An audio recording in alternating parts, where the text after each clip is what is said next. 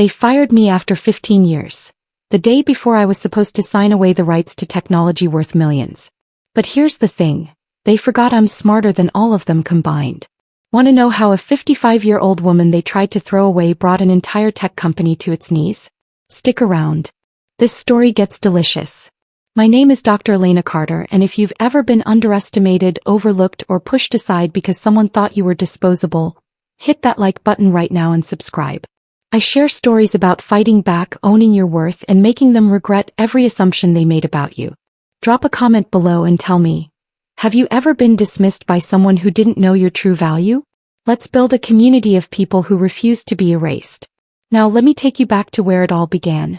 Elena, after 15 years with DataCore Solutions, we're restructuring your position. Sharon Mitchell announced, her voice carrying a barely concealed note of satisfaction. She sat across from me in the small conference room, flanked by Rebecca from HR, both of them wearing carefully crafted expressions of corporate regret. The company is moving in a new direction, Rebecca added, sliding a manila folder across the table. Your contributions have been valuable, but we're consolidating the research division under the product development team. I nodded thoughtfully, accepting the folder without opening it. Inside would be the standard severance package. 2 weeks for every year of service, continued health coverage for 3 months, and a list of career counseling resources I would never use. I completely understand, I replied, my voice steady. These decisions are never easy. Relief flashed across their faces. They'd clearly expected tears, protests, or anger. After all, I was a 55-year-old woman being pushed out of the tech industry where youth was prized above experience. What they didn't know was that I had anticipated this moment for weeks. Ever since a misdirected email thread had appeared in my inbox last month.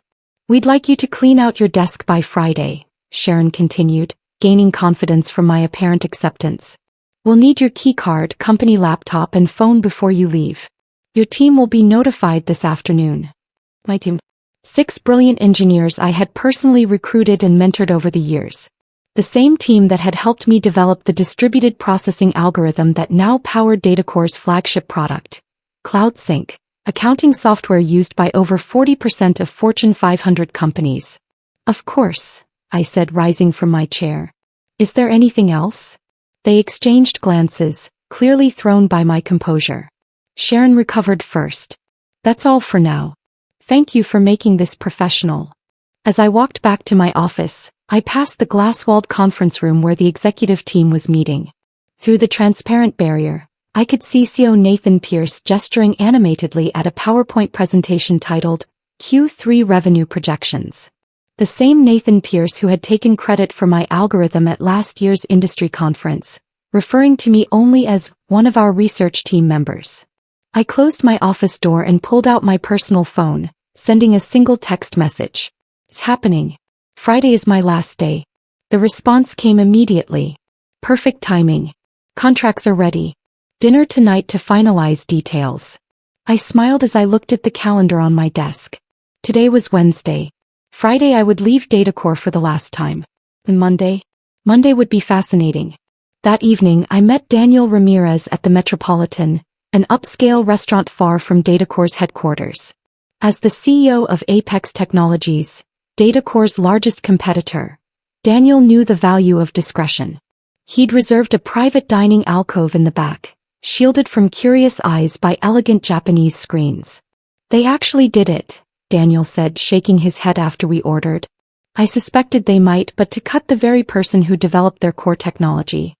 Nathan never understood what I actually created, I replied, sipping my water. He saw the implementation, the user interface, the marketing potential. But the underlying architecture? That was just tech stuff to him. The irony was almost too perfect. 3 months ago, I discovered the patent application for my distributed processing algorithm had never been filed by DataCore's legal team. An oversight they'd claimed when I inquired. They'd assured me they'd handle it immediately. But something about their response had seemed off, prompting me to check the company's internal documentation. That's when I found it. A strategy memo outlining plans to claim the algorithm as company-developed technology without specific inventor attribution. They'd planned to push me out before securing the patent, knowing intellectual property developed by employees typically belongs to the company. What DataCore didn't know was that I'd already been working on refinements to the algorithm on my own time, using my personal equipment. Those improvements, which dramatically increased processing efficiency by 43%, weren't covered by my employment agreement. I'd quietly filed for a patent under my own name last month, fully documented with timestamps and development logs that clearly showed the work was completed outside of company time. The patent had been granted with remarkable speed, thanks to Daniel's introduction to a top-tier IP attorney. All the paperwork is finalized, Daniel said now, sliding a folder across the table. As soon as you sign, Apex Technologies officially acquires exclusive licensing rights to your patent. The press release goes out Monday morning, announcing you as our new Chief Innovation Officer. I reviewed the documents carefully, though I'd already memorized the key terms. A 7-figure signing bonus, substantial equity in Apex Technologies, and ongoing royalties from all products using my algorithm. What do you think Nathan's face will look like when he realizes what's happened? Daniel asked, unable to hide his satisfaction at the prospect. I'm more concerned about my team, I admitted. They don't deserve to be caught in the fallout. Daniel nodded. Already addressed. We have positions for all 6 of them if they're interested. Senior roles with significant raises. I signed the final page and closed the folder. In one elegant move, I had secured my future, protected my team, and claimed recognition for my work. To new beginnings, Daniel said, raising his glass. And to owning your own value, I added, clicking my glass against his. Thursday and Friday passed in a blur of exit interviews, knowledge transfer meetings, and saying goodbye to colleagues. I maintained my professional composure throughout, even as rumors spread across the company. Administrative assistants gave me sympathetic glances in the hallways. Junior developers approached awkwardly, asking if I'd provide LinkedIn recommendations before I left. I documented everything meticulously, every project, every password, every process, knowing full well that DataCore would soon discover just how thoroughly they needed me to be. My decision to leave comprehensive transition notes wasn't kindness. It was evidence. Evidence that I had acted in good faith while the company had not. During my final exit interview on Friday afternoon, Rebecca from HR went through the standard checklist with mechanical efficiency. You understand that any intellectual property developed during your employment remains the property of DataCore Solutions, she stated, pushing a non-disclosure agreement across the table. Of course, I replied pleasantly. Anything developed within the scope of my employment, using company resources during company time. I emphasized those qualifiers slightly, but Rebecca was too busy checking boxes to notice. And you affirm you have no copies of proprietary company information? I have taken nothing that belongs to DataCore, I confirmed truthfully. The patent was mine after all. As I packed the personal items from my desk, family photos, a collection of conference badges marking 15 years of industry events, the coffee mug my team had given me last Christmas, Sharon stopped by, leaning against my door frame with artificial casualness. I just wanted to check that everything's clear for your departure, she said, watching me place items into a cardboard box. Crystal clear, I replied, wrapping a small award I'd received for the very algorithm now at the center of my plans. The irony wasn't lost on me as I carefully placed it between layers of tissue paper. You know, Elena, these restructuring decisions are never personal, Sharon continued. Nathan feels the company needs to move in a more youthful direction. I looked up, meeting her gaze directly. I understand completely. Business is business. Something in my tone made her pause. For a brief moment, uncertainty flickered across her face. But she quickly dismissed it. What could a soon-to-be unemployed 55-year-old woman possibly do? Will you be taking some time off? She asked, an artificial note of concern in her voice.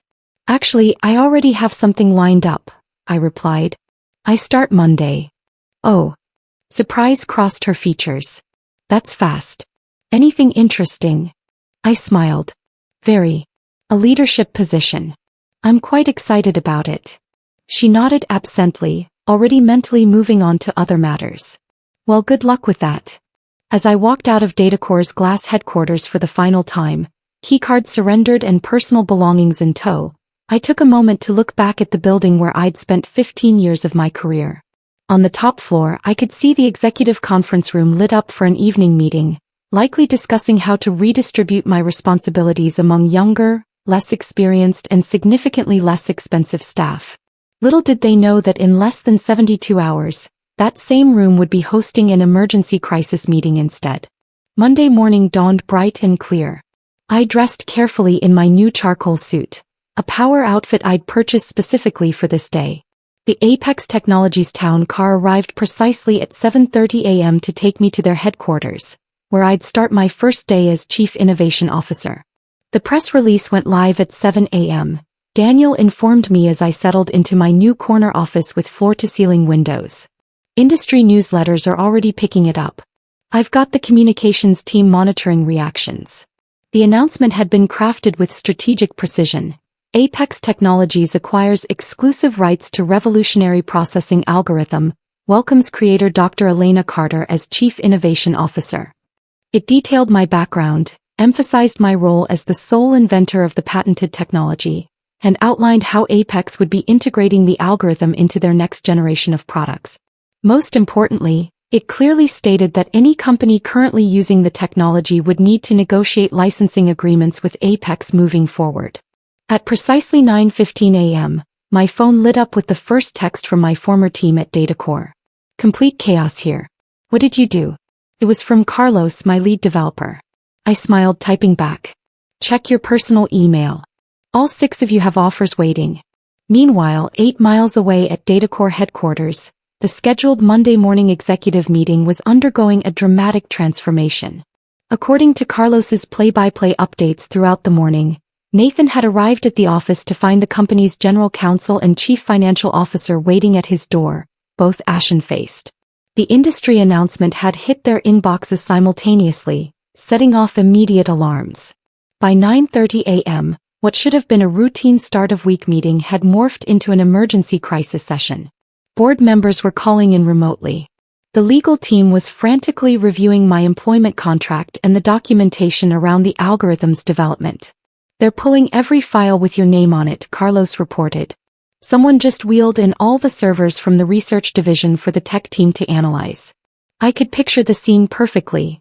Nathan pacing the conference room, demanding explanations from Sharon and the legal department. The stock would already be responding to the news. Investors hated uncertainty, and the announcement had created plenty of it. At 10:45 a.m., I received an email from Nathan himself, the desperation practically emanating from my screen. Elena, there appears to be a misunderstanding. Please call me at your earliest convenience to discuss. I forwarded it to Apex's legal team without responding. By noon, the industry was buzzing with speculation. DataCore's stock had dropped 7% since the market opened, while Apex had seen a 12% increase. 3 different technology journals had requested interviews with me about the strategic coup that had shaken the accounting software industry. How are you feeling? Daniel asked, stopping by my office as I settled in. Validated, I replied honestly. 15 years of watching others take credit for my work, of being told I should be grateful just to have a seat at the table. And now, finally, recognition. My new executive assistant appeared at the door. Dr. Carter, the development team is ready for you in the main conference room. She hesitated. And DataCore CEO has called 4 times in the last hour. Please let him know I'm in meetings all day, I replied calmly. I'll have our legal team reach out to discuss licensing options later this week. As I walked toward my first meeting as Chief Innovation Officer, my phone buzzed with another update from Carlos. Board just called emergency session. Nathan looks like he's about to explode. P.S. My team and I accept your offer. When can we start? By Tuesday morning, the full impact of my departure had become clear to everyone at DataCore. Their flagship product, CloudSync, relied entirely on my algorithm to process the massive datasets that gave it an edge over competitors. Without licensing rights to my patent, they faced 2 equally unpalatable options: negotiate with Apex Technologies or rebuild their core technology from scratch, a process that would take years and millions in development costs. Nathan has called an all-hands meeting for 2 p.m., Carlos texted. It was his last day at DataCore. He and the rest of my former team would be starting at Apex next Monday. Rumor is they're going to try to sue you. I forwarded his message to our legal department, who responded almost immediately. Let them try. Your documentation is impeccable, development logs, timestamps, personal equipment usage all clearly established. We've prepared for this scenario. Meanwhile, I was settling into my new role with remarkable ease. The respect I received at Apex was a stark contrast to my final years at DataCore. When I spoke in meetings, people actually listened. My ideas weren't repackaged by male colleagues and presented as their own. My age and experience were viewed as assets rather than liabilities. The engineering team is implementing your efficiency improvements, Daniel informed me during our afternoon briefing. Early testing shows a 51% performance boost, even better than we projected.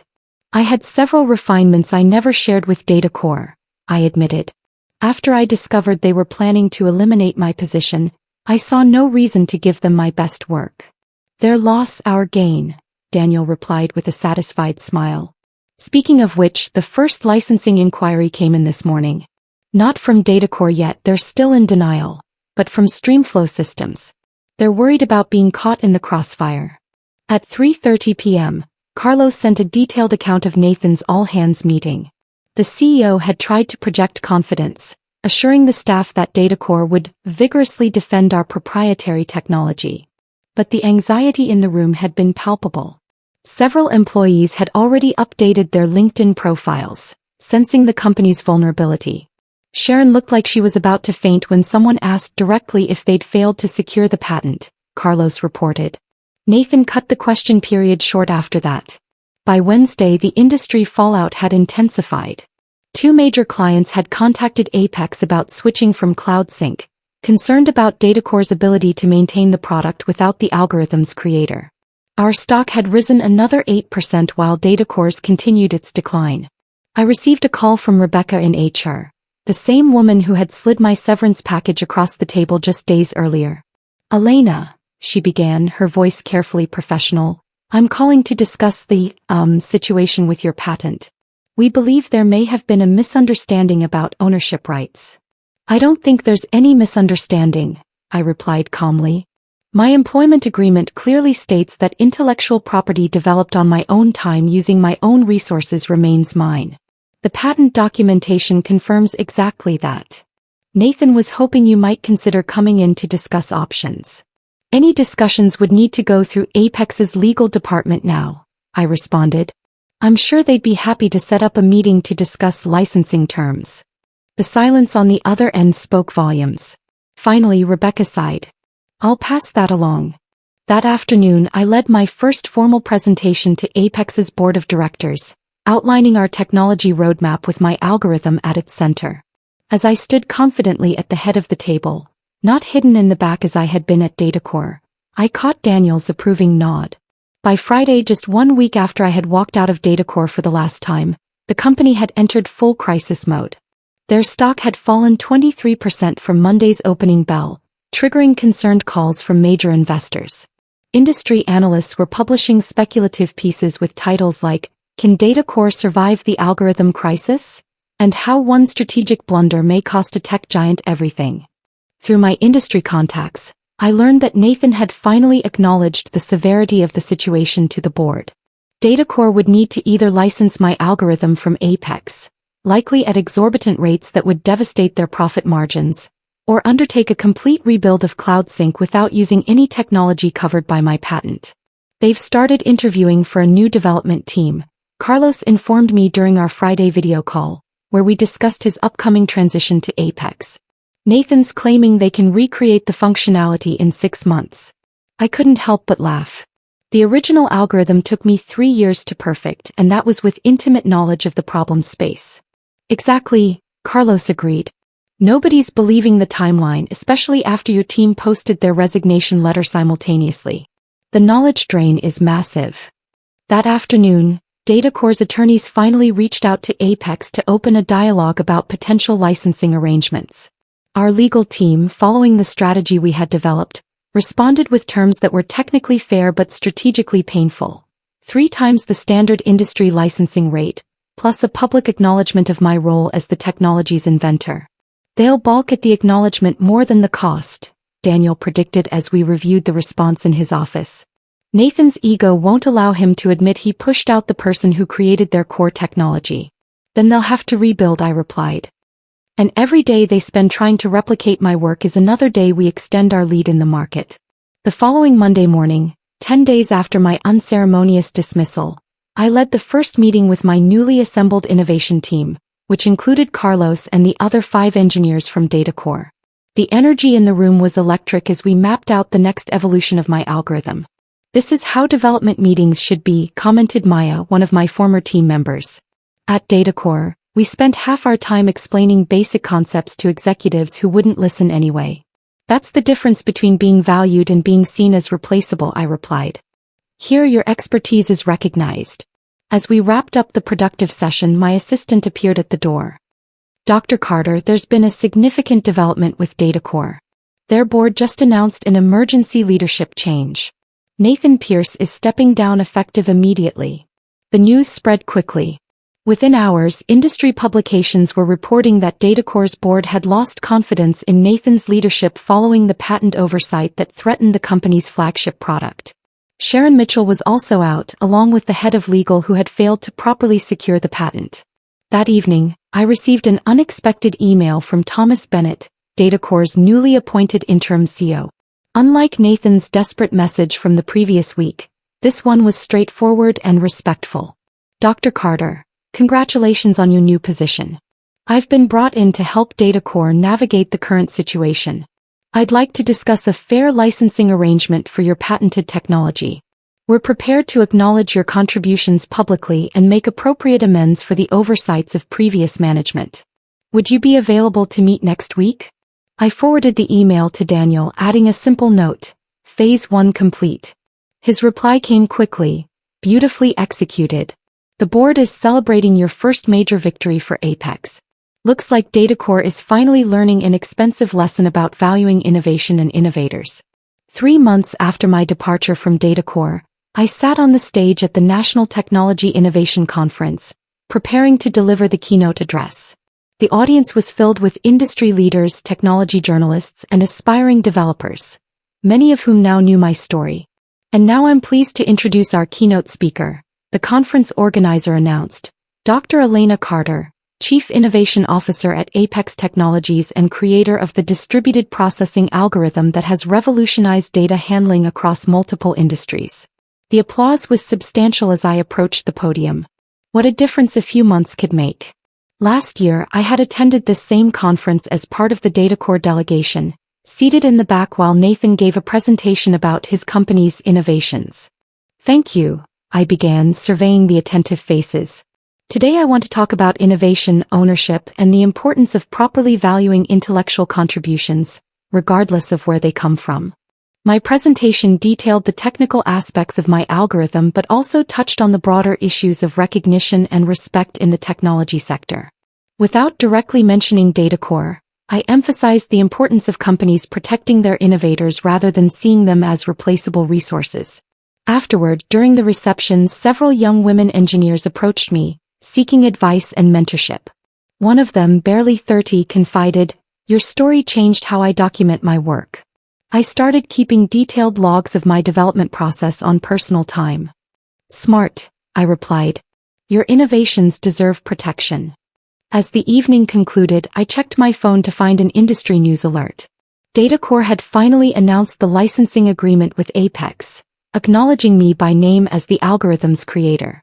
Their stock had stabilized, though at a significantly lower valuation than before my departure. 1 year to the day after being told to clean out my desk, I sat in my spacious office at Apex Technologies, reviewing the quarterly innovation report. Under my leadership, the company had released 3 groundbreaking products built on my algorithm, capturing significant market share from DataCore and other competitors. A knock at my door interrupted my analysis. It was Daniel, holding a bottle of champagne and 2 glasses. "Happy anniversary," he said, setting the glasses on my desk. "The board asked me to share the news with you personally before the public announcement. Apex Technologies has officially surpassed DataCore in market valuation for the first time in company history." I smiled, feeling not triumph but a quiet satisfaction. That's what happens when you value innovation properly. As Daniel poured the champagne, my assistant delivered a sleek envelope. Inside was an invitation to speak at Women in Technology's annual Leadership Summit. The topic, Owning your intellectual value. How proper documentation changed an industry. You've become something of an icon, you know, Daniel commented, noticing the invitation. The story about the executive who didn't recognize what she had until it was gone has become a cautionary tale in corporate boardrooms. Thomas Bennett, who had remained as DataCore's CEO after the crisis, had implemented sweeping changes in how the company recognized and rewarded innovation. Their new policies on intellectual property protection and inventor recognition were reportedly modeled after the program I had established at Apex. It was never about revenge, I said, raising my glass in a toast. It was about recognition. About showing the industry that innovation isn't anonymous. It comes from real people who deserve real credit. To proper recognition, Daniel agreed, clinking his glass against mine. As the afternoon sun streamed through my office windows, I reflected on my journey. At 56, I had finally found what had eluded me throughout my career. Not just success but acknowledgement. My name was now permanently attached to the algorithm that had changed an industry. Exactly where it belonged. So that's my story. From disposable to indispensable. From invisible to iconic. If you made it this far, thank you for being part of this journey with me. Hit that like button if this resonated with you. Subscribe for more stories about standing up, speaking out, and claiming what's rightfully yours. And drop a comment below. I want to know, what's your hidden value that the world hasn't recognized yet? Let's change that together. Remember, they can underestimate you, overlook you, even try to erase you. But they can't take away what you've created when you've documented it, protected it, and owned it completely. Until next time, this is Dr. Elena Carter, reminding you that your worth isn't determined by those who can't see it. It's proven by what you build when you finally get the recognition you deserve.